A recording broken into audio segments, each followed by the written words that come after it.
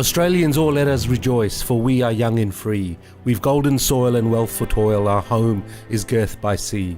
A land abounds in nature's gifts, of beauty rich and rare. In history's page, let every stage advance Australia fair. In joyful strains, then let us sing, advance Australia fair. The majestic beauty of our land, its frailties so easily exposed, crops inundated by floods and starved by drought, farmers wondering what to sow, the beauty of our coastal plains and our coral reefs' diversity, whispering their bittersweet swan song to our nation so poignantly, a story of unrelenting turmoil and tragedy, unlistening, unheard, unrecognized, affected by this new and terrible reality. The imperceptible creeping rise of H2O, its higher tides and storm surges with its urges to wash away all signs of our humanity, while we struggle to see the impending calamity as it lurches ever closer, the harsh price we pay with weather patterns taking no pity on us damaged lands, our bedraggled homes pummeled by downpours and blight, our browning lawns gasping, eking out paltry vapours as they fight for their very survival.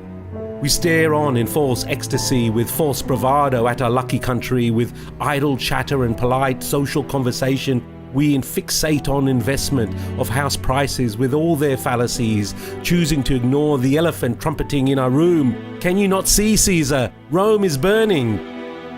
We stare on, our gaze is carefully ignoring that which is in front of our eyes, like lobsters in a pot, frozen, oblivious to our impending culinary demise, an hors d'oeuvre to be quickly nibbled, digested, and our remains to be cast aside.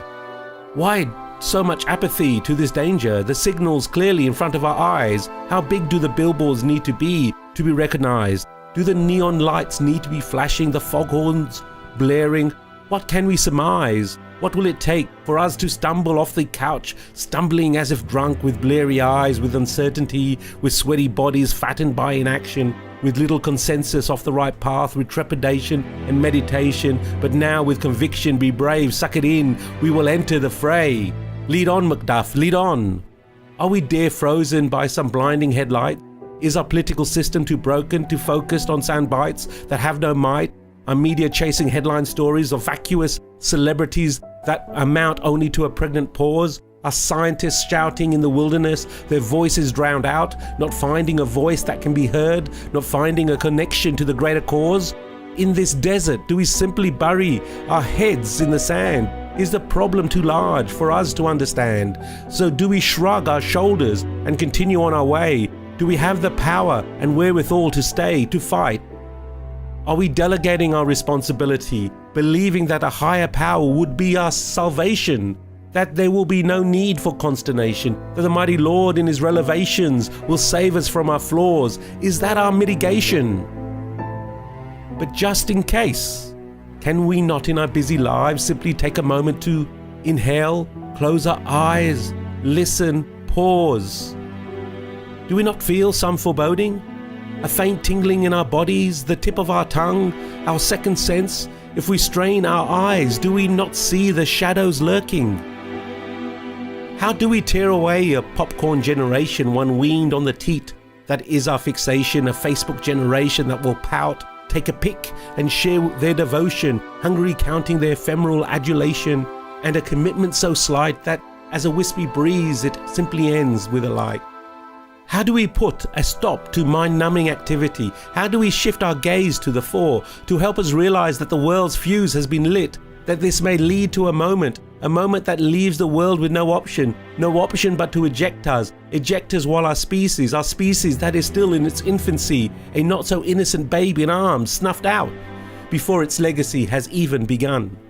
How do we wake up a generation from its slumber that it is being led by a joker, an orange-pied piper, a ludicrous New Yorker, perhaps to our eventual elimination, to shake man, woman and child from their complacency, to show them it is not too late, that we can crawl to the starting gate, and that we, through many small steps, walk the talk with conviction, and then as a nation our future generations will be ready to run at the problem head on, tempered by experience and armed with the knowledge that there is no one else, that we have gifted them this world, this problem to solve in our shame, for there is no one else to blame.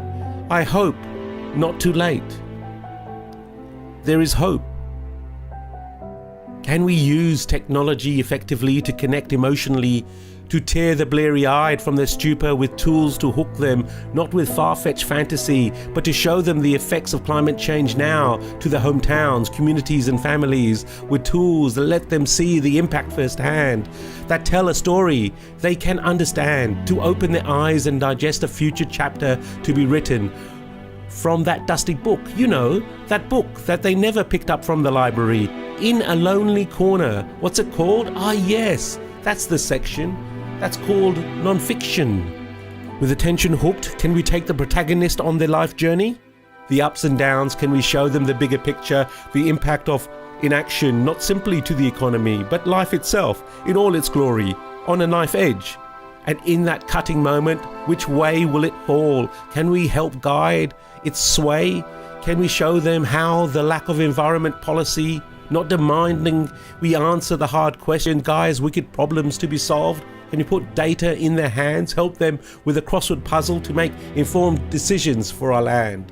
Can we disintermediate the flow of information not controlled by faceless men, of corporations who seek to profit from a status quo that cannot be maintained? Disintermediate those who want to hide and ignore the worst cases, and those who seek to alarm of only worst cases? Allow people to understand the risks and take their own journey, allow them to tell their own story. Can one empowered with information, armed with knowledge, for with knowledge comes enlightenment, can one build a sense of urgency and with conviction to follow it to its bitter end? To be willing to make sacrifices on the way, a way that should have started yesterday? And though we fear our fortune, let us believe, let us hope that it is not too late, that our pregnant pause has not sealed our fate, that we can get out of the starting gate. Let us embark on our journey, on its twisted and turning path that will require some radical change. We must remember to be resilient, to be tenacious, not to give up hope. We must realize that to run we must first walk, to walk we must first crawl, to crawl we must first know why. In our youth and freedom, to rejoice, to be free, our history's gaze will require that we toil.